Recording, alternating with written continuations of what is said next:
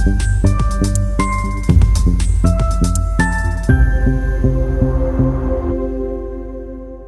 to kick things off today, we can start with Zach, since he's closest to me, and head down. Zach, why don't we kick off and talk big picture, what it is that you do for feed ingredient, but also other ingredient use, not just pet food too, and some of the things that you're working on. Yeah, so in addition to pet food specifically, as is highlighted in my title, kind of serve as a regional director as well for Kansas, Nebraska, Oklahoma, South Dakota, and West. So help in all aspects there. Also work a lot on co-products from the ethanol industry as well, and trying to find new uses in homes for those, and how we add value to the ethanol and to sorghum specifically, and most importantly back to the farm gate for the sorghum farmer. So that's kind of what I do, I guess. Yeah, so if you're unfamiliar with the council, we have 9 international offices. So really we try to be boots on the ground for you all to talk about your products. Specifically, we work with corn, sorghum, barley, and then ethanol and the co-products related to that industry. And so this involves everything from hosting trade delegations. We partner with the Checkoff with the large export sorghum event, where we bring buyers from all across the globe this year to San Antonio to talk about how they can use sorghum, how we can kind of navigate trade policy dynamics to find good fits for your products. Hi, Jesse. Yes, as Jesse was just describing in my introduction, I have been with Cargill for almost 32 years. I came up through the laboratory and worked with our ethanol product line for several years, and then biodiesel when we got into that business in the mid-2000s.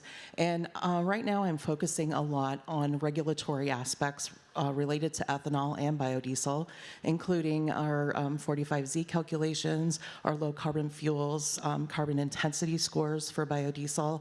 And I also do a lot of work with the technical groups at ASTM, writing standards for both ethanol and biodiesel, and have been heavily involved with that for many years. Let's kick off with ethanol. Okay. And I'll just let you go, Jackie. Last year we were up here talking about E15. Amy talked about E15. I think we all hoped and was expecting us to be a little further by this time on E15.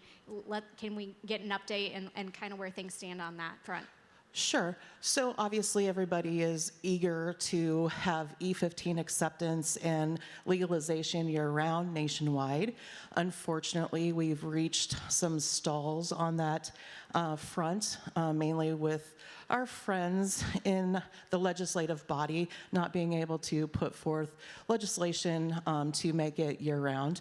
Although Nebraska and several of our Midwest neighbors have managed to do that, to have it year-round, we are still waiting for Congress to get a vehicle to the president's desk. And recently, the president was in Iowa and made an announcement that he would sign a bill if Congress can get something to his desk. So we're eagerly awaiting that to happen here, hopefully here in the near future.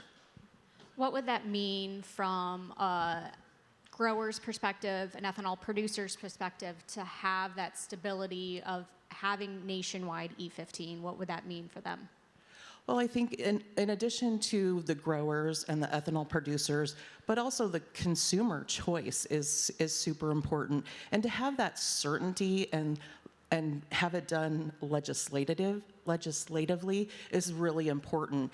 It also gives a little lift to all of the grain producers that are supplying grain to folks that are making ethanol from that grain, and getting it done and having it year-round without having to have these fixes with waivers and things like that just to get it done, I think is going to create market stability going forward, and definitely will help out the industry as a whole. Zach, is there anything from your perspective? I know there's a lot of folks with Checkoff and National Sorghum Producers who work on the ethanol front and helping folks there for some of that stability for producers to having some of this come in from their perspective for growers. You know, I would say more so on the sorghum producers side and honestly. I work for the checkoff, not the producer side, but I guess one thing that excites me in my role is if we did have more sorghum distillers, grains, and other opportunities for co-products that the market's hungry for new and unique ingredients in both the pet food side and beyond, so that may create more opportunity while also, again, number one goal here, adding value back to the farm gate. So that could be very exciting. What might some of those co-products be? So, great question. Some really cool things that I can tell you that Checkoff is working on in conjunction with some of the state checkoffs like Nebraska as well, and utilizing your guys' dollars. And the importance of those dollars is creating opportunities like this. So one of the things that we've looked at and are working on currently is using supercritical CO2, which at an ethanol plant, we produce a lot of CO2. Supercritical CO2 means that it's at a temperature and pressure where it actually becomes a liquid. We can use that liquid as a solvent to then separate out different things out of the lipid or oil that is taken off of the sorghum distillers grain. So sorghum distillers is very unique in that it's got a wax in that oil that we don't see in other feedstocks like corn or in something else that we're using to convert into ethanol. That wax has some very unique properties, very similar to carnauba wax. Carnauba wax is used for lots of different things. It's what coats our apples, our oranges. It's used to make munitions, coat bombs and other munitions that are used. It's used in the car wax that we have. Currently, carnauba wax comes from a specific type of palm tree that's sourced in Brazil. We don't have a domestic source, so that could be a really neat domestic source and new use and new value-added product for both an ethanol plant, but again, translating that all the way back through the chain, back to the farm gate, adding additional value and maybe even creating some stability and maybe more higher grinds of sorghum at the ethanol plant. So something really cool that we're working on. Also extracting some of the polyphenols. We heard Dr. Schnabel, thank you, this morning talk about that a little bit as well, but these polyphenols are antioxidants. Amy mentioned earlier talking about MAHA and some of the things and changes that we have with food here, and maybe there's opportunities for sorghum to provide a natural food coloring. And that could all be extracted on the backside of the ethanol process. So really cool opportunities, things that we're looking at, again, all focused on adding value here. I think a positive that we have seen is an uptick in exports of ethanol. And so, Sam, bringing you into the conversation of domestic supply here, what have you been working on and have seen export-wise for ethanol or ethanol co-products? Yeah, I mean, farmers always get mad when I say there's a lot to be excited about in the export world, because sometimes it takes a while before you feel some of that on the ground. But last marketing year, we hit a record 1 billion gallons of ethanol exported from the U.S. The largest market continues to be Canada. We have pretty significant logistic advantages there, and also policy advantages with their clean fuel regulation policy. But the council is working to try to push more blending mandates across the globe. For example, we're looking at Guatemala getting an E10 policy going this summer. Vietnam is just announcing an E10 policy. Indonesia looks really close. So those are, hundreds of thousands of gallons of demand that we can fill, and we're working hard to make sure that the policies in those countries are workable for U.S. ethanol. Sorghum definitely has some advantages when it comes to CI scores, so that's your carbon intensity score, and there can even be additional credits for sorghum based on marginal land, water conservation, all of those factors. And so some countries are even making their ethanol policies focused on certain CI score ethanol. So we see that as a really great opportunity for sorghum ethanol, especially when it's blended. How far might that be down the road, or what is being done in that aspect? Yeah, it's a good question. I would say in the EU, it's really close. And I know right now for Canada, there's a sorghum-specific ethanol, all the paperwork that has to be submitted to them to access those credits, it's in process right now. The EU is a mess of its own, I'll say. So a lot of the member states can make their own policies in addition to the overall arching policy. So we're still waiting to see some of that kind of flesh out. Right now, the council's main focus is let's get blending mandates in these countries, and then we can continue to find the niches for those more CI sensitive markets. Jackie, it seems like you want to add something. I was just going to add on to what Sam was discussing. Supporting the ethanol exports in the U.S. from a technical side, I've been working with our friends at ASTM to draft a new standard, which is ASTM 8651, which is a standard for undenatured fuel ethanol, which helps to move ethanol around the globe. So to get into these countries that Sam was addressing, and we have a large technical team working on specifications to try to align those globally to continue to support those exports. Other areas, Zach, would love to get into pet food. We've talked about human food today. We've talked about cattle and grazing. What does the pet food industry look at like?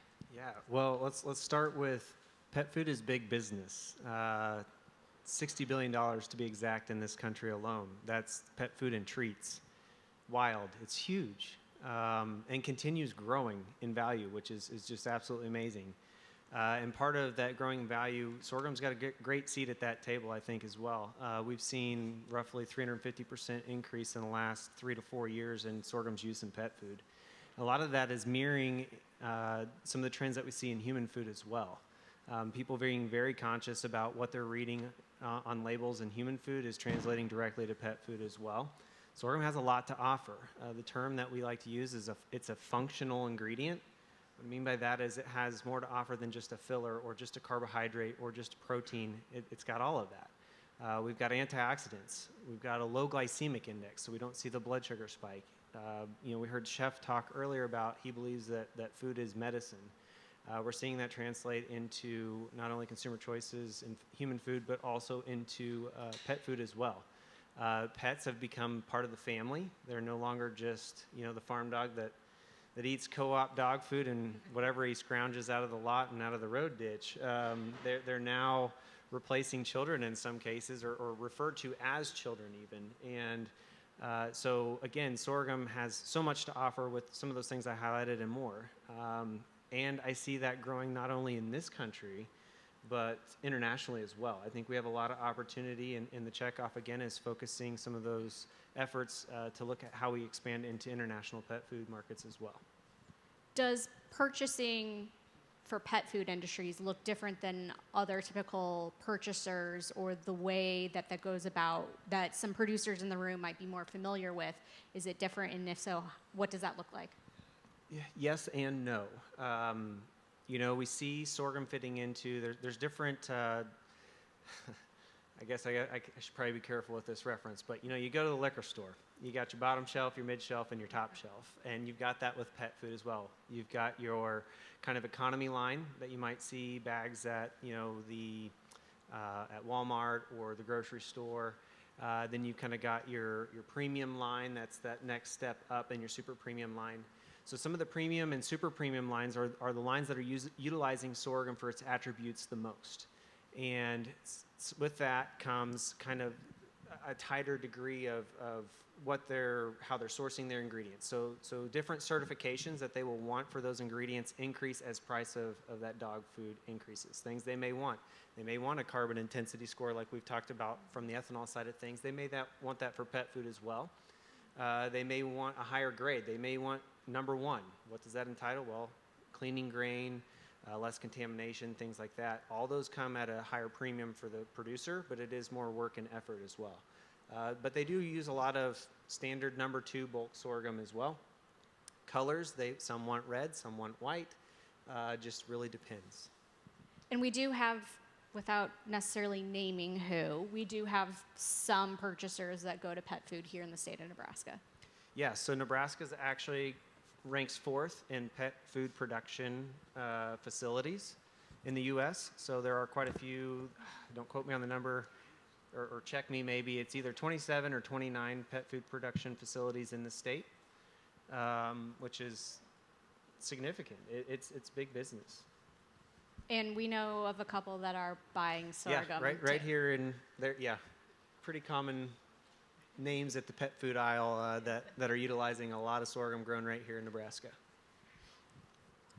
Sam, Amy earlier mentioned India, and so we would be remiss not to talk and spend a little more time on that opportunity that hopefully will come to fruition in the near future, getting grain sorghum on a boat and headed overseas. Can we expand on that a little more? Yeah, so first I'll say you have a really good advocate in Amy. I watched her reunite with many of her Indian friends, and it was the strangest family reunion I've ever seen.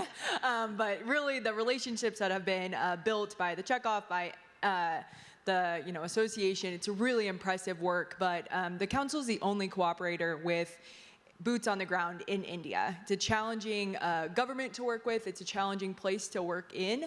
But we were really excited because the trade negotiations that have been ongoing, DDGs and sorghum were both included in the interim trade deal that was recently announced. So maybe you saw those headlines. And those are the only two products that were new market access in that interim trade agreement. Of course, if only it was that easy. Then the Supreme Court ruling came on the IEEPA tariffs, declared those to be unconstitutional. And ever since that ruling, unfortunately, Modi and his administration in India have not come back to the negotiation table to keep moving that forward. However, we're still really hopeful that those things can come together. Tariffs are not disappearing just because of that Supreme Court ruling. It's still the stance of this administration, so they're using some other, Section 301 tariffs, some other tools to continue to kind of leverage those negotiations. And so India is a huge opportunity for U.S. sorghum. Obviously, we know that, but when you're hurting today, you don't want to hear that maybe in a few years we'll get there. So we're always looking for those current markets where we can get boats to right now as well. Why are we looking to India? Why would it be so impactful and important, not just for grain sorghum, not just for DDGs, but potentially other crops as well? Yeah, so India as a market is really interesting because the demand center is huge. For U.S. sorghum, China's been kind of your key player for the last decade, and India can rival China when it comes to demand. They're also a growing economy, so we're seeing people eat more protein than they've ever had, and so with that comes increasing feed demand. But India's a challenging place to work in, right? So approximately 50% of the population there are farmers, and so they're a very large voting bloc. And because of that, India's policies have been very protectionist in nature. So that means that they're really hesitant to see any kind of imports coming in.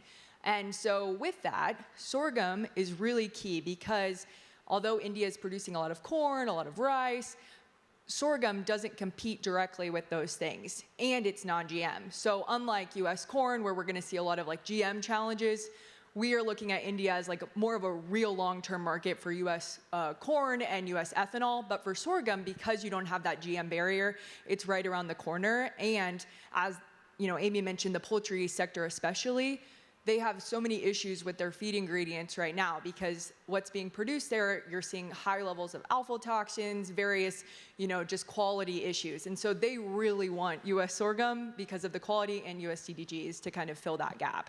And so we've been working with the domestic industry, specifically the poultry industry in India, and having them petition their own politicians to say, no, let these products in. It needs to happen. We need it if you want to meet the protein demand that your people have today. So it's a huge opportunity, and we're really, really close to making it happen. Is there any additions, Jackie, you might want to add from the DDG perspective to India? No, I don't have anything additional That's to add fine. there, but thank you. But poultry feed, that is also used widely here in the U.S. as well for sorghum. Zach, could you speak to that domestically a little bit? Yeah, so the theme's going to be, I guess, with me value added, but we're seeing a lot of facilities, mainly on the East Coast, I think due to where their markets are, utilizing sorghum for its non-GM, non-GMO attribute there to add value to poultry feeding and sell a premium product in the consumer's eyes. And again, sorghum feeds very well in poultry regardless, whether it's value added or not, but they're leveraging the attributes that sorghum gives them as a feedstock and adding value to their poultry production. like we've been doing all day today, feel free to pop in with a question. We want to make sure that you are also getting answers to something that might be on your mind. So at this point, before we keep going, yes, question. So with the ethanol industry, John Deere's building an ethanol powered tractor. They don't plan to market it in the U.S. We had irrigation engines project a number of years ago that tried to use ethanol but never really got off the ground. I mean, we really don't have the infrastructure, right, to have straight ethanol into things. But do you see any changes in the future?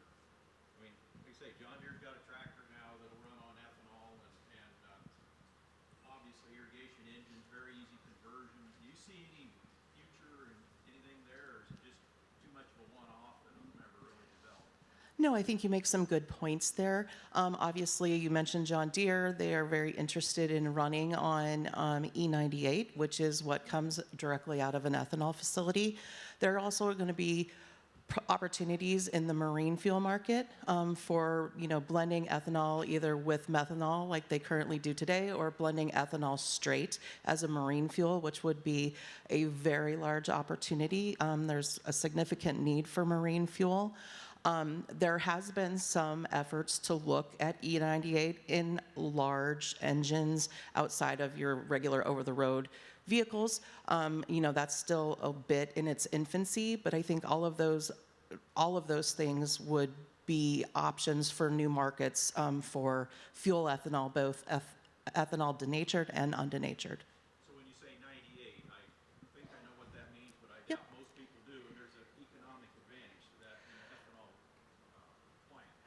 Right, so when I say E98, the reason I'm calling it E98 is because the federal government requires us to add a denaturant into the ethanol so that people don't drink it, and we don't have to pay the Treasury Department $27 a gallon tax. So that's what I'm talking about when I'm talking about E98. It's 98% ethanol and 2% of typically natural gasoline.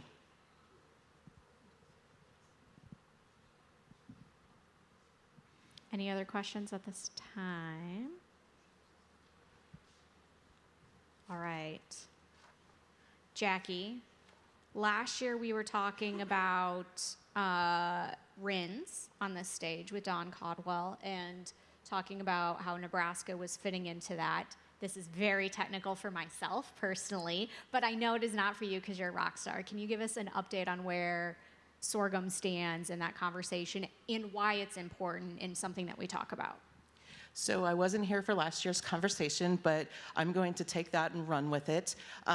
There has been a move to develop standards for testing for cellulosic ethanol that is present in a fermentation to get an uplift of what they call D3 RINs, which are the most valuable RINs on the RIN market.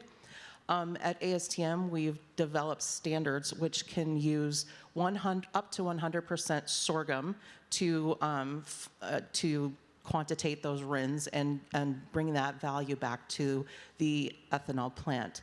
So whatever mix you're doing, if it's 10% corn, 90% sorghum, whatever, those standards are now available for obtaining the RIN on that cellulosic ethanol that is being basically co-processed with your regular fermentation. And a RIN is an identification number. So RIN stands for Renewable Identification Number. We are required when we produce a gallon of ethanol to issue a renewable identification number for that gallon. And then when we sell the gallon to our customer, in this case, a large producer, we would transfer that RIN along with the gallon to our producer or to our customer. And then the customer would separate that RIN and use it for compliance to the EPA to show that they've done their blending. Why is this a big deal for a grower to be able to have this in the ethanol industry? Well, I think from a grower perspective, the more opportunities that the grain can have to participate in generating credits in the renewable fuels market brings an advantage. So if you're able to look at cellulosic RINs as part of the grain that's going into the process, and that's bringing a value, that's definitely something that would be beneficial for a grower to have when they're delivering their grain to their producer partner. We have some ethanol plants in Nebraska that take sorghum periodically.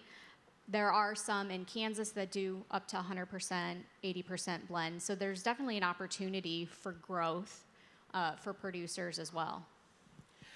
Yes, obviously we all know that corn is the predominant grain in the ethanol industry, but there is room for sorghum also to participate, and we are trying, at least from my seat as a regulatory person and a technical expert, to try to bring every opportunity for other grains, including sorghum, to participate in the ethanol production world.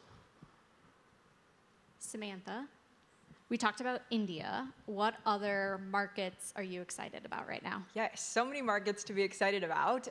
One that comes to mind is Vietnam. So Vietnam has a lot of similarities to India, right? It's a growing economy, a very large population, so the demand is increasing. And currently we know that Vietnam is importing about 12 million metric tons of corn. 11 million metric tons of that is from our good old friends in Brazil and Argentina.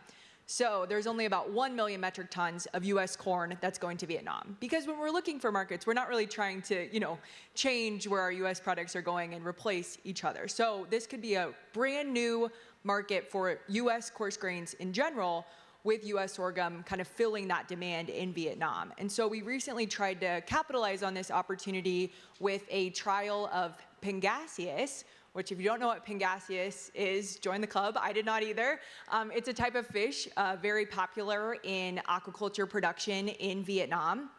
And sorghum performed really well in that trial. And so, of course, we're working with some of those companies to help them think about what storage looks like. So they have a lot of corn-oriented storage. So what does it look like if they need to transition some of that to sorghum? But they're excited about how sorghum's performing in those trials. And we think that it really could outcompete with that South American corn. So that's a market I'm really excited about. 11 million metric tons sounds good. That kind of replaces some of those other markets that maybe we have geopolitical challenges with, let's say. And right now we have really positive relations with Vietnam, and I think it would be a great opportunity. But unfortunately, it's about price. And so just kind of laying all the groundwork, and then when the price is right, they'll be ready, they'll be educated on the product, and we'll be able to get it to them. Any audience questions? All right. Samantha, sticking with you. We're hearing a lot from in the DC space about the Canada-Mexico trade agreement, and Mexico has been a good trading partner when it comes to sorghum specifically, and obviously corn too. Where are things standing in those discussions? How is the council getting involved in that? Yeah, it's a really important topic. Of course, Canada is a major ethanol market, our largest ethanol market by a long shot. And then Mexico, our largest corn market, and then also a key sorghum market, and has been for a long time. Actually, some of the Mexican customers told me they would buy 5 times the amount of sorghum they're buying right now if they didn't think China was going to get back into the market. So, they definitely are hungry for U.S. sorghum there. But USMCA is up for renewal this summer. So the Grains Council position is we're pushing for a full renewal of that trade agreement. We think it's really a key factor to keep those relations open. We have kind of a symbiotic relationship across many industries with Mexico and Canada. And so for our world, in sorghum, corn, ethanol, barley as well, we also do some of that work. It's a key trade agreement, and we want to keep it flowing, and we definitely want to keep it trilateral if possible. So for a while we were uncertain if maybe the administration would try to do more bilateral agreements, so an agreement directly with Canada and then an agreement directly with Mexico. But really it works best when all 3 North American countries are working together. So we're really nervous, I would say. It's what we're watching extremely closely for this summer, but pushing for that full renewal. We've been talking about 45Z, which also seems like forever, Jacki. And last year specifically, we were hopeful we would probably be further along than what we are, which I think is probably what we say every time we're talking about something that deals with a federal government, that we were expecting to be farther along. Can you give us an update on where we currently stand on those talks? Well, I don't have super fantastic news for everyone, but we have some proposed regulations from Treasury that we are currently operating under, with the hopes that that will go final with hopefully minimal changes. Obviously 45Z was part of the Inflation Reduction Act and then was made stronger by the One Big Beautiful Bill. And we have been waiting patiently as Treasury continues to develop the rules and what that's going to look like. So we're still waiting along with everyone else on what the final regulation is going to be, but we're currently operating under the proposed regulations that came out at the beginning of February. In the proposed ones, what would that mean for ethanol producers, especially here in Nebraska? So under the proposed regulations, the ethanol producers would calculate their carbon intensity score. We've mentioned that a couple times. Basically, that's all of your inputs, feedstock, energy, all of your inputs and all of your outputs, and you calculate a score. And there is a table that's been provided by the Treasury on where you fall according to your score, and then you are able to take a tax credit on your production based on where your score falls on that table. So under the current proposed regulations, that's what we have to work with in calculating our score. We have had an updated GREET model, which came out last May. And there's supposed to be another update potentially coming out at the end of some period of time that is yet to be described. But we're working with the updated model that came out last May and under the current proposed regulation to calculate our scores. And again, this is important not only for the ethanol producers, but growers in the room too, because there's a potential for some kickback on sourcing grains. So currently, there is no direct payment back to the grain producer. The USDA is currently developing a calculator that's to look at on-farm practices such as cover crops and reduced fertilizer and things like that, called the FDCIC calculator, which is currently separate from the GREET model, and USDA has not issued those updates yet. We're waiting to see what's going to happen. But right now, the producer credit is for the ethanol producer, and there really is no way to go all the way back to the grain because we don't have the means to do that specific calculation and marry it up with the GREET model. Sorry. The reason why we talk about this all the time, though, is just because of the practices producers are always using. So there is that touchback to producers, and why we talk about this all the time with growers and in grower spaces is because it involves them as well. Correct. Obviously, when and if the opportunity becomes available, any of the on-farm practices that are currently being investigated for the FDCIC model would be beneficial in calculating the score of growing the grain. And the lower the score, that is the feedstock that goes into the facilities, is obviously going to be beneficial for the overall score of the product coming out. What are some things right now that you're excited about that might be new and upcoming?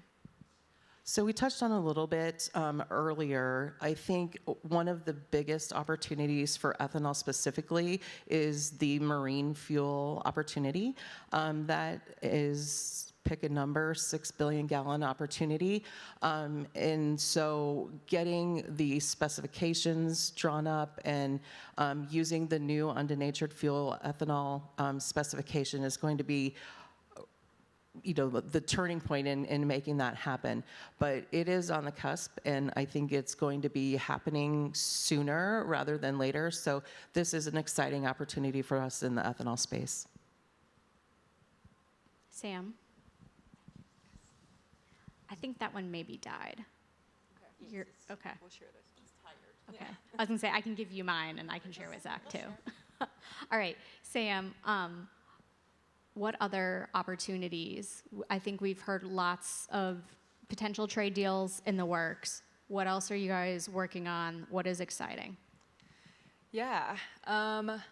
So we're also seeing more movement to the EU of U.S. coarse grains, and sorghum is included in that. So the EU has a GM ban. We've seen a few countries, I won't name any names, break that and buy GM corn. But now that sorghum is, priced in a way that feels workable for them, we're seeing them decide to go with sorghum instead. And then they can follow their kind of policies related to GM, restrictions, but still get the high quality products that they need. So, for example, Italy and Spain are probably the big players. Those are really weather dependent domestic production markets. And so we see export demand there when they have low production years domestically. So those are really kind of interesting ones. Just our relations with the EU on an ag space has been interesting. Obviously, ethanol, EU ethanol imports this year are off the charts compared to the last couple of years. So continuing to try to work with that coalition. I would say Saudi Arabia is an interesting one with changing dynamics with China. We're seeing the Saudis pick up a few boats of sorghum. Even when the price was a bit higher than corn, we were seeing them buy, which is great when someone's willing to pay a little bit of that premium. And then I would say, yeah, those are the ones I'm feeling pretty excited about. Yeah. And I'm assuming mostly used for livestock feed. Yep, feed is the majority. Maybe you've heard historically in China they've used sorghum to make baijiu, which I would call like Chinese Everclear. So if anyone offers you, I would pass. But unless you're feeling really exciting that day, I don't know. And with China too. I mean, I think that's a huge demand center, and we would be remiss to ignore it as a potential market. Even with all the geopolitical dynamics, there have been some purchases. We're seeing those much higher than they were last marketing year. Allegedly, at the end of this month or early April, President Xi and President Trump are supposed to have a meeting. And so kind of waiting with bated breath on how that meeting goes, because I think that really dictates how the other markets respond, right? If that meeting goes poorly in like a ag space way, then we might see a Mexican market buy way more. We could even see a market like Colombia get in the mix. They're buying a lot of coarse grains from the U.S., and if the price is right, they would be open to sorghum too. So we've been laying the groundwork everywhere. The team with the Checkoff too has been helping us kind of where can we educate, where can we try to reverse misconceptions about feed value of sorghum. That's a huge issue. With the Mexican buyers, we see them, still wait for sorghum to hit, 85, 90% of the price of corn because they have this feed value misconception. So that's really key when we bring them to the U.S., show them the studies, teach them what their misconception is, and try to kind of rewrite the narrative of what sorghum can do in their rations. So, is that something that you also work with, Zach? Yeah, so remember I'm one of 4 on a market development team, so we're covering all aspects, feed, pet food, human food, etc. So many of the countries that Sam mentioned earlier, Vietnam looking at that not only for aquaculture but pet food as well. Spain, Italy, swine production there as well as poultry production. Colombia, you mentioned, pet food as well as swine and poultry production. So like Sam mentioned, both the Checkoff and the Grains Council are laying that foundation. And one thing that I think that is, it was so cool to see, I guess, when I came to work for the Checkoff, that you don't realize maybe at the farm gate, and Amy talked about it earlier, and Sam talked about, Amy's family reunion earlier, but how important those relationships are in making sales and developing that trust that equates to market access and new markets and expanding markets. That is so key, and it takes time. And I know it's frustrating to hear that, but it does take a lot of time and a lot of work.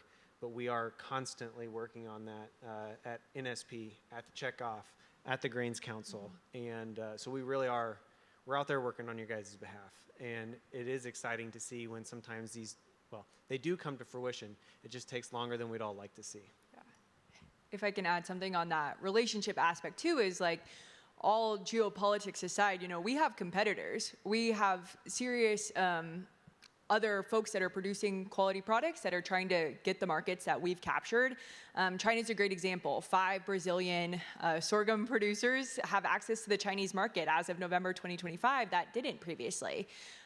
But the hope is that when the geopolitics kind of settle, that because we've made those relationships, that then when they have the option, they call us first. And they're calling the US provider to really secure that. So sometimes people ask me, why does the Grains Council keep an office in China? You know, it feels like a really difficult endeavor. And it is, but it's worth it because if we ignore that and ignore those relationships, then we give the market over to someone else. It doesn't disappear, someone else will take it, so. And I also think, though, that we have such a great quality crop, and it's really consistent. And so even with the geopolitical situation aside, that when things do change, they will come back because they can count on consistency from our growers. Our Chinese buyers tell us again and again, they want U.S. sorghum. They really do. Zach, you mentioned the amount of pet food processors in the state, and that's obviously value add and a good consistent market for growers here. What are some other things that maybe Nebraska specific, it makes Nebraska competitive when it comes to maybe some other states like Kansas? Yeah, being a Kansas producer as well, you know, ouch. No, I mean, what the international buyers tell us is very true about Nebraska as well. You guys consistently grow very high quality sorghum in this state, just due to your climate. I think that is one advantage that Nebraska has. Second, your location. I mean, you are not far from I-80. You've got direct access to lots of big populations, whether it be Denver or whether it be back east.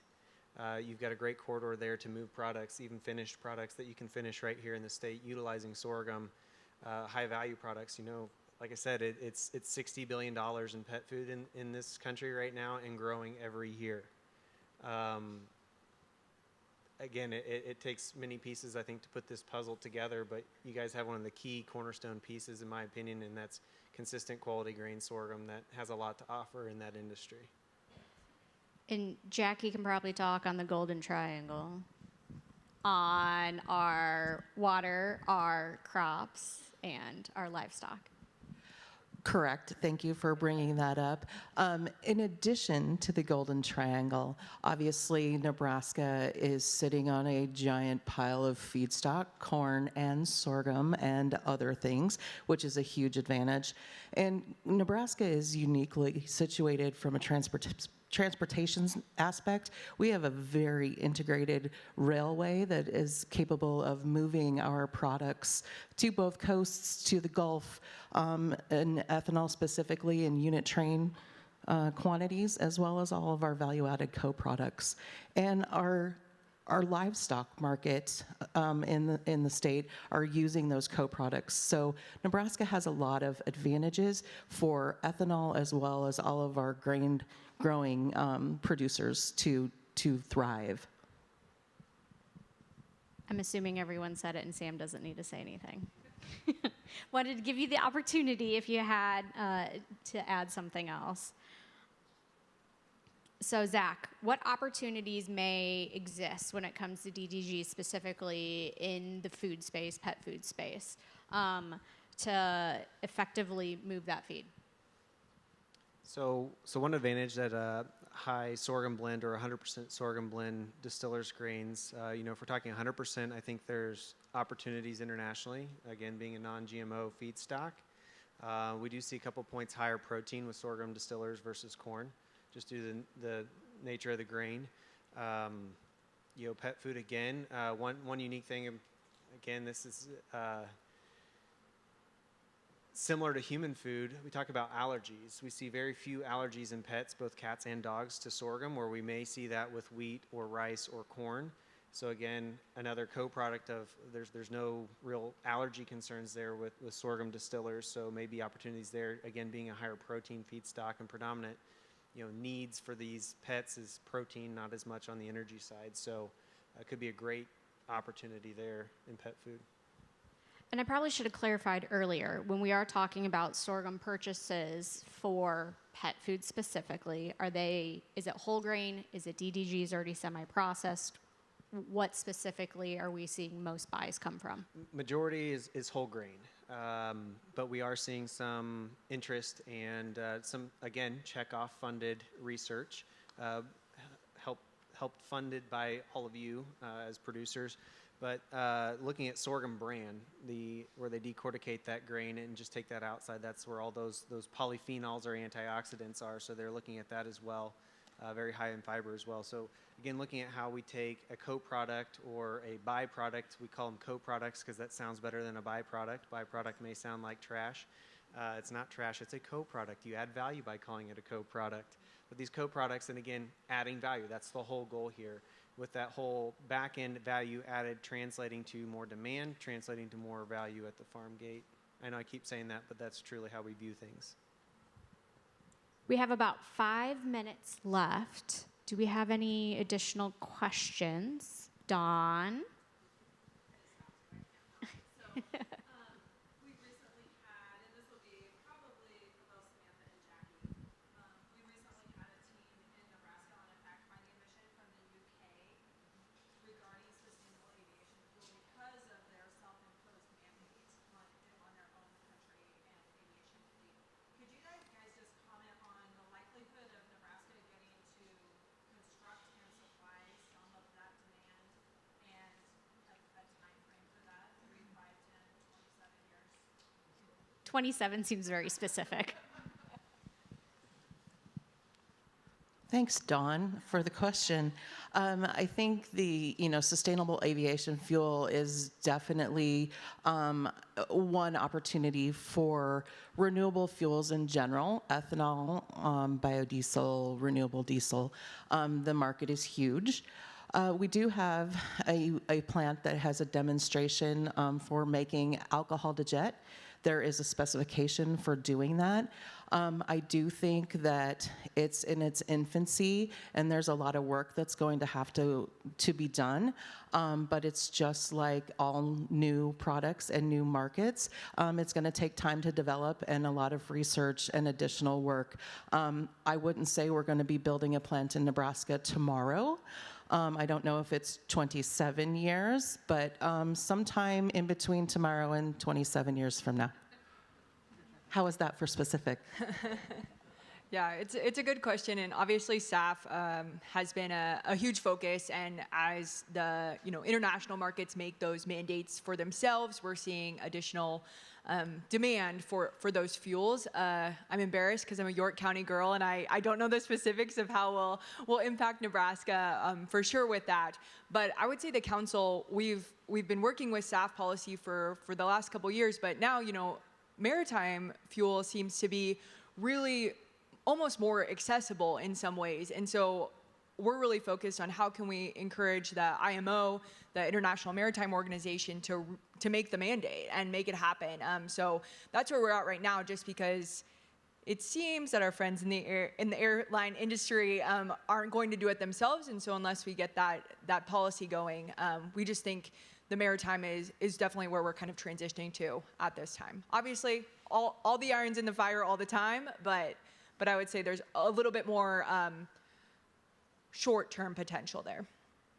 We've talked quite a bit today about the opportunities, especially with our panel, where we see Nebraska going and the market opportunities around sorghum and co-products. For last 30 seconds each, what are you most excited to see moving forward now? And I'll pass my mic to Zach. Oh, I gotta go first. All right. I think I'm very excited to see the continued growth in pet food, and I think there's a real opportunity for Nebraska sorghum producers in the pet food moving forward. Again, like I've highlighted, not only domestically, that demand is going to continue to grow domestically, but I think we're going to see that international demand for pet food and sorghum as a key ingredient in those rations grow. So I think it's going to also be maybe the foot in the door for a lot of other feed markets, because pet food, very high value, even in international markets. And if they're going to import sorghum for that, I think they're also going to utilize it in some percentage in their poultry and swine and beef and dairy rations as well. Yeah, I would say for us, I think the professor this morning mentioned that he's really optimistic about sorghum because of all of its positive attributes, right? Water conserving, all these things. I would say that that's being seen on the international level too. More companies are looking at sustainability. So the council is currently working on a sorghum sustainability export platform. We have one going for corn and have seen a lot of success because then companies are more likely to buy U.S. origin corn with that certificate that they can get because it helps them meet their sustainability guidelines and goals. And so we're going to get that online for sorghum here soon. And that's been a lot of work with the checkoff and with the council to make that happen. And so I think that opens up a lot of new markets and kind of lets you in on what the future of agriculture looks like. And with biofuels too, with ethanol, as we think about oil availability, all the things happening in the world, what we can do on the home front is really important, and we're going to keep looking at that. And then also showing other countries how it can be helpful and how we can be a good partner in making their own ethanol policies come to fruition. So what I'm definitely excited about is continued support for strong RVOs in the RFS and continued blending domestically for ethanol. Obviously, year-round E15 is definitely something I'm excited about. Also, looking forward to taking homegrown Nebraska ethanol and moving it around the globe with the advantages that we have to new access to markets, as well as stabilizing and standardizing our specifications for moving that product into new markets such as SAF and marine fuel. Well, thank you all three for being with us today. Can we give them a round of applause?